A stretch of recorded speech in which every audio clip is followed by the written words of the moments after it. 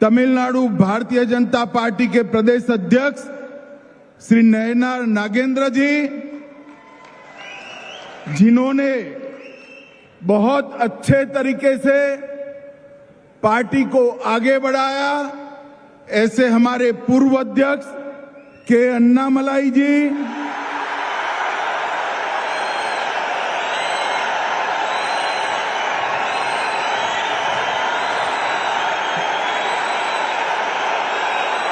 Modi G கி first நேயர்களுக்கு வணக்கம். நம்ம என்ன பார்க்க போகிறோம் அப்படின்னா, எல்லோரும் ஆவலுடன் எதிர்பார்த்து கொண்டிருந்த, அதாவது கூட்டணி கட்சிகள், அதிமுக, இன்னும் பிற கட்சிகள் எல்லாமே பெரிதாக எதிர்பார்த்து கொண்டிருந்த அமித்ஜியோட விசிட்டு 8ஆம் தேதி மதுரைக்கு வராரு. அங்கே மாவட்ட மாநில நிர்வாகிகளோட ஒரு கலந்துரையாடல் நிகழ்ச்சி அப்படின்ற மாதிரி ஒரு வடையை சுட்டு அவரை வர வச்சுருக்காங்க.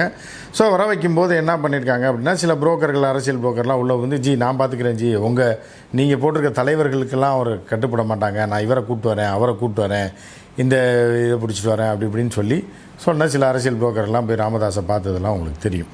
ஸோ இப்போ என்ன அப்படின்னு பார்த்தீங்க அப்படின்னா, இப்போ அமித்ஷாவுக்கு தமிழ்நாட்டில் உள்ள சில கூட்டணி கட்சிகளே ஆப்படிக்கிறேன்னு நினச்சி அமித்ஷாவை மதிக்கவில்லை. அதாவது எடப்பாடியை வந்து பார்க்கவும் இல்லை, வரவும் இல்லை, ஒரு அப்பாயின்மெண்ட் கேட்கவும் இல்லை, அதில் ஒரு இன்ட்ரெஸ்டே காட்டலை. இதில் வெறியாக இப்போ அது முன்னாடியே அமித்ஷா வரும்போதே தெரியுமில்ல, யார் யார் வராங்க, என்னென்ன ஷெடியூலு, நான் எங்கே இறங்குறேன், யார் யார் என்னையை பார்க்க போகிறாங்க, எந்தெந்த கூட்டணி கட்சியை கூப்பிட்டு வரீங்க, யாரை பேசுகிறாங்க, மதுரை கூட்டத்தில் யாரை மீட் பண்ணுறோம், என்ன பேச போகிறோம் அப்படின்னு ஏற்கனவே ஒரு ஷெடியூல் போடுவாங்க இல்லையா. அந்த ஷெடியூலில் முத நாள் வரைக்கும் எடப்பாடியார் டைமும் கேட்கல, எடப்பாடியார் இதை பற்றியே பேசலை, நீங்கள் வர்றீங்களா போகிறீங்களான்னு கூட கேட்கல. அப்படின்னோடனே அமித்ஷாஜி ஆத்திரமாயிடுச்சு, அப்படியா சரி நான் பார்த்துக்கிறேன் அப்படின்னு சொல்லிட்டு இது ஒரு ட்ராக், இது ஒரு கதை. இதோட பின்னணியில் என்ன நடந்தது, அமித்ஷா மதுரைக்கு வரும்போது என்ன நடந்தது அப்படின்றத அடுத்து நம்ம பார்ப்போம். ஸோ அதே மாதிரி என்னென்னா, நம்ம அரசியல் புரோக்கர் லோக் ஆசிரியர் நேராக ராமதாஸ் அவர்கள் வீட்டுக்கு போனார்ல. ராமதாஸ் அவர்கள் வீட்டில் போய் பேசினா ராமதாஸ் அதை கண்டுக்கவே இல்லை. ஆனால் அவருக்கு மரியாதை கொடுக்கலையா அப்படின்னா கூப்பிட்டாரு, பேசினார், உட்கார வச்சாங்க, சாப்பிட்டாங்க, எல்லாம் பண்ணாங்க. ஆனால் அப்படிங்களா, சரி அப்படியா, சொல்லுங்கள், ரைட்டு, ஓகே இப்படின்னு கேட்டுட்டு எந்த பதிலுமே சொல்லலை.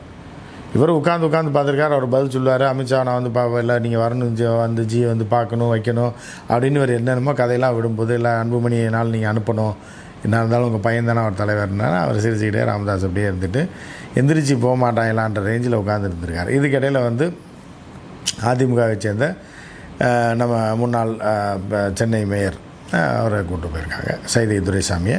அவர் மீது மிகுந்த மரியாதை உள்ளவர் ராமதாஸ். ஏன்னா அடிக்கடி அவர் பேசுவார், ஒரு மூத்த அரசியல் தலைவர் அப்படின்றது இவருக்கும் தெரியும், அவருக்கும் தெரியும். அவர் மேலே ஒரு மரியாதை இருக்கனால ஒன்றும் சொல்லலை. வந்துட்டாங்க, 2 பேரும் சும்மா வந்தோம், பேசினா அன்புமணி வந்ததெல்லாம் தெரிலன்னு சொல்லி வடையை சுட்டு லொக்கு போயிடுச்சு. ஸோ இப்போ என்ன ஆச்சுன்னா, இந்த மிஷன் ஃபெயிலியர் ஆயிடுச்சு. அதாவது அமித்ஷா ஒரு 4-5 டைம் வர மாதிரியும், ஏற்கனவே முதல் டைம் வந்தப்போ அதிமுகவை கோர்த்து விட்டாச்சு, அதற்கு அடுத்த டைம் வந்தப்போ பாமகவை கோர்த்து விடுற மாதிரியும், அதுக்கு அடுத்த டைம் வரும்போது தேமுதிக மற்றும் இன்னும் சில கட்சிகளை கோர்த்து வர மாதிரியும், அதற்கப்புறம் சீமானை மீட் பண்ண வைக்கிற மாதிரி இப்படிலாம் வரிசையாக ஆர்டர் போட்டிருக்காங்க. சீமான் முழுக்க லொக்கோட கட்டுப்பாட்டில் இருக்கிறதா தான் கணக்கு. ஸோ அதை விட்டிங்கன்னா கூட, ஸோ இப்படி இருக்கும்போது என்ன ஆயிடுச்சு அப்படின்னா, கடைசியில் 1.5% ஓட்டு வச்சுருக்க தேமுதிக கூட மதிக்கலை அப்படின்ற மாதிரி. ஏன்னா அவங்க கூப்பிடலை, அதனால் அவங்களும் கண்டுக்கல. இதில் முக்கியமாக வெறி கொண்டு ஆகிட்டார் யாருன்னா அமித்ஷா. என்ன காரணம் அப்படிமா, எடப்பாடிக்கு அவ்வளோ இதாகிடுச்சா, அப்படியா, சரி அப்படின்னு தான் என்ன பண்ணதுன்னா ஒரு ஆப்பை இறக்குனது. என்னென்னா கூட்டணி ஆச்சு, வா இப்போ என்ன பதில் சொல்கிறேன்னு பார்க்கலாம் அப்படின்றதுக்கு அமித்ஷா போட்ட பிட்டு தான் இது கூட்டணி ஆச்சு. அப்போ இதுக்கு அப்போ என்னையை நான் இவ்வளோ பெரிய அப்பாட்டாக்கிற, ஆல் இண்டியா லெவல் அப்பாட்டாக்கிற என்னையவே பார்க்குறதுக்கு டைமும் கேட்கல, பார்க்கவும் இல்லை, என்கிட்ட பேசவும் இல்லை, கூட்டணி சேர்ந்து போராட்டம் பண்ண, கூட்டணின்னு நான் ஏற்கனவே அறிவிச்சிட்டேன், ஒரு போராட்டம் பண்ணலாம், அடுத்து என்ன செய்யலான்னு என்கிட்ட கெஞ்சி கூத்தாடி இருக்கணும், டெல்லிக்கு வந்திருக்கணும், அடுத்து நம்ம எப்படி இந்த மிஷனை எடுத்துகிட்டு போகிறோம், இந்த எலெக்ஷனை எப்படி கவுண்டர் பண்ண போகிறோம், எப்படி டிஎம்கே எதுக்க போகிறோம் அப்படின்ற மாதிரியான பேச்செல்லாம் இப்போ எடப்பாடி இறங்கி காலில் விழுவாருன்னு நினச்சா அமித்ஷாவை எடப்பாடி போய் பார்க்கவே இல்லை. அன்னைக்கு கூட்டத்தில் போய் கூட உட்காந்துருந்ததோட சரி, எதை பற்றி எந்த டிஸ்கஸும் பண்ணலன்னொடனே அமித்ஷா குலவெறி ஆகிட்டு என்ன பண்ணோம்னா, ஏற்கனவே நம்ம ஒரு திட்டம் சொல்லிகிட்டே இருக்கோம், அதுதான் நடக்க போகுது. அதன்படி என்னென்னா ரெட்டையிலையே பிடுங்கிறது, அப்படின்றது. சரி, எடப்பாடியார் ஏன் போய் பார்க்கல, அவ்வளோ தில்லா எடப்பாடியாருக்கு அப்படின்னு பார்த்தீங்கன்னா, எடப்பாடியார் என்ன பார்க்குறாருன்னா, அவர் உள்குத்து வேலை ஒன்று நடந்துக்கிட்டு இருக்கு. நம்ம ஏற்கனவே நம்ம தான் ஃபஸ்ட்டு பிரேக் பண்ணியிருக்கோம். அது நடக்கும், நடந்தே ஆகும். அதற்கு 90% வாய்ப்பு இருக்குது. என்னென்னா, செங்கோட்டையனை கொண்டு வந்து முக்கிய பொறுப்பில் வச்சு செங்கோட்டையன் தலைமையில் தேர்தலை சந்திக்கிறது. பாரதிய ஜனதா கட்சி கூட்டணி ஜெயிச்சா கூட்டணி ஆச்சு இப்படின்ற ஒரு கணக்கு ஏற்கனவே போட்டது எடப்பாடியார் ஸ்மெல் பண்ணுறாரு. அவருக்கு தெரிஞ்சு போச்சு, நம்ம என்ன தான் இறங்கி போனாலும், என்ன தான் இப்போ காலில் விழுந்தாலும் நமக்கு செக் வைக்கிறாங்கன்றதுனால நம்ம எதிர்த்து தான் பார்த்துருவோமே. தம்பி விஜய் இருக்கார்ல, விஜயை சேர்த்துருவோம். விஜய் பார்த்தீங்கன்னா தனியாக ஏன்னா ஒரு சீட்டு கூட ஜெயிக்க முடியாது அப்படின்றது விஜய்க்கு தெரியும். ஏடிஎம்கேயோட கூட்டணி போட்டால் ஒரு 30 இடங்கள் வரைக்கும் வரலாம், 40 இடங்கள் வரைக்கும் வரலான்ற மாதிரி அவருக்கு சில தகவல்கள் சொல்லியிருக்காங்க. அதே மாதிரி விஜய் கூட வந்தால் அதிமுக விஜய் கூட்டணி ஆட்சியை பிடிப்பதற்கு கூட வாய்ப்பு இருக்குது அப்படின்ற மாதிரி எடப்பாடியார்கிட்ட ஒரு பிட்டை போட்டு விட்ருக்காங்க. ஸோ அப்படி இருக்கும்போது எடப்பாடியார் தீவிரமாக அதை இது போட்டு பாமகவும் வந்துருச்சுன்னா உறுதியாக ஆட்சியை பிடிக்கிறோம் அப்படின்ற பிஜேபியை கழட்டி விடுறோம். அப்போ மைனாரிட்டி ஓட்டு நமக்கு விழுகும், விஜய்க்கு கிறிஸ்டின் ஓட்டு விழுகும். அதுக்கு ஒரு லாபி ரெடி பண்ணிகிட்டு இருக்காங்க. இஸ்லாமியர்களும் திமுகவில் ஓட்டு ஒரு 30% 40% நம்ம பக்கம் வந்துடும், விஜய் பக்கமும் வந்துடும். ஏன்னா விஜய்க்கு இஸ்லாமியர் ஓட்டு வரலைன்னா கூட கிறிஸ்தவர்கள் ஓட்டு வருவதற்கான லாபியை பண்ணிடுவோம். சரியா? அப்போ மைனாரிட்டி ஓட்டையும் உடைச்சிடலாம், சிறுவர் சிறுமியர் ஓட்டையும் உடைச்சிடலாம். அப்போ இது ஒரு புதிய ஓட்டாக இருக்கும். அதிமுகவோட பாரம்பரிய ஓட்டு ஒரு 18-20% இருக்குல்ல, இதோட சேர்ந்ததுன்னா நம்ம ஆட்சி அமைச்சிடலாம், விஜய்க்கு துணை முதலமைச்சர் கொடுத்துடலாம், நம்ம முதலமைச்சர்னு அப்படி ஒரு கணக்கில் உள்குத்து கேம் ஆடிக்கிட்டு இருக்கார். யாருன்னா ஒரு கனவுல இருக்கார் எடப்பாடியார். ஆனால் இதை பாஜக நடக்க விட மாட்டாங்க. தேவைப்பட்டால் விஜயை கூட தூக்கி உள்ளே வைப்பதற்கான வாய்ப்பு இருக்குது. ஏன்னா அதற்கான சமிக்கையை தான் இன்றைக்கி நீங்கள் அமித்ஷா எங்கே கொடுத்துருக்காரு, மதுரையில் கொடுத்துருக்காரு. என்ன 2 விஷயத்தை சொல்லியிருக்காரு, அதை நீங்கள் ஷார்ப்பாக பார்க்கணும். ஒன்று டெல்லி பாணியில் தமிழகத்தை ஆட்சிக்கு பிடிப்போம் அப்படின்னா என்ன அர்த்தம்? அரவிந்த் கெஜ்ரிவாலை தூக்கி உள்ளே வச்சு கட்சியை சின்னாபின்னமாக்கி 2ஆம் 3ஆம் கட்ட தலைவர்களையும் ஜெயிலில் வச்சது போக வேலைக்கே ஒரு பொண்ணை போட்டு மக்கள் செல்வாக்கம் கிடையாது, யாருன்னு தெரியாது, சும்மா டம்மி மினிஸ்டராக இருந்ததை தூக்கி சிஎம் கேண்டிடேட்டை அறிவிக்க வைத்து அந்த கட்சியை காலி பண்ணி ஜெயிச்சாங்கல்ல, பிஜேபி கூட்டணி இதில் ஜெயிச்சாங்க இல்லையா? அதே மாதிரி தமிழ்நாட்டில் பண்ண போகிறோன்றதோட சமிக்கை தான் டெல்லி பாணியில் தமிழக ஆட்சின்னு ஒன்று. இது முடிஞ்சு போச்சா? இது திமுகவுக்கு செக் வைக்கிறது. அதிமுகவுக்கு என்ன செக் அப்படின்னு பார்த்தீங்க அப்படின்னா கூட்டணி ஆட்சி முடிஞ்சு போச்சா? கூட்டணி ஆட்சின்னு யார் சொல்கிறா? 2 சீட்டு கூட தேராத பிஜேபிக்கு, ஏன்னா இங்கே கூட்டணி ஆட்சியாக, அதுவும் அதிமுகவோட சேர்ந்து அதிமுக ஓட்டையை வாங்கி அவங்ககிட்டே கூட்டணி ஆட்சி போடுறதுக்கு முடிவு. ஸோ இப்போ இப்படி சொன்னால் இதை உடனே என்ன பண்ணியிருக்கோன்னா அடுத்த செகண்ட் எடப்பாடியார் கொந்தளிச்சிருக்கும்ல, கொந்தளிக்கலை.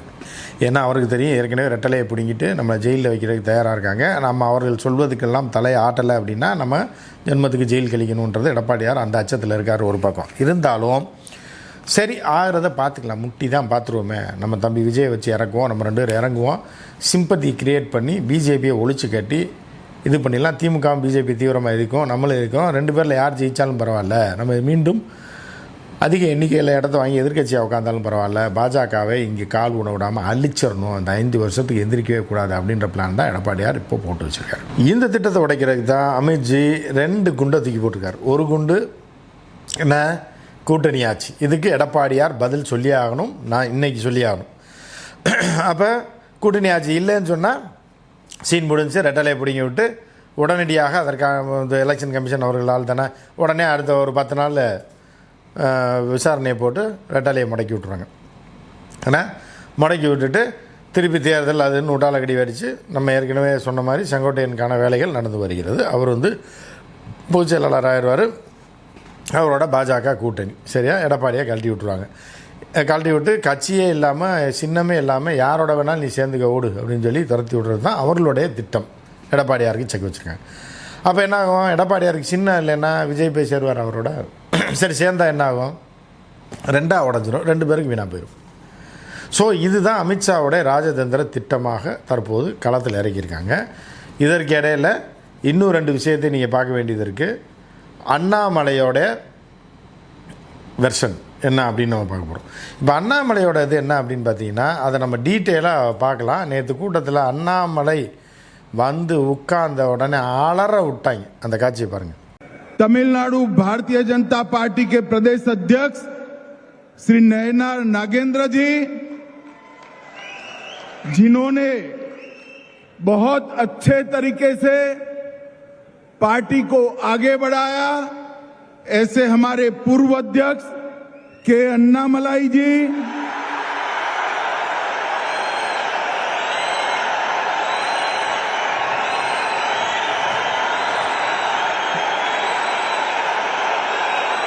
मोदी जी की அமித்ஷா அலறாரா, அப்படி சிரிக்கிறாரா மனசில்? ஏன்னா மாநில தலைவர் பேரை சொல்லும்போது எவனும் இந்தளவு கத்தலை, வேறு யார் பேரை சொல்ல போதும் பேசாமல் உட்காந்துருக்கான். அண்ணாமலைன்னொடனே அந்த கூட்டத்தின் சத்தம் அடங்குவதற்கே பல நிமிடங்கள் ஆகிவிட்டது. இது அமித்ஷாவுக்கு ஒரு மிகப்பெரிய 3வது பாயிண்ட். ஆனால் அமித்ஷா அதை சொல்லலை.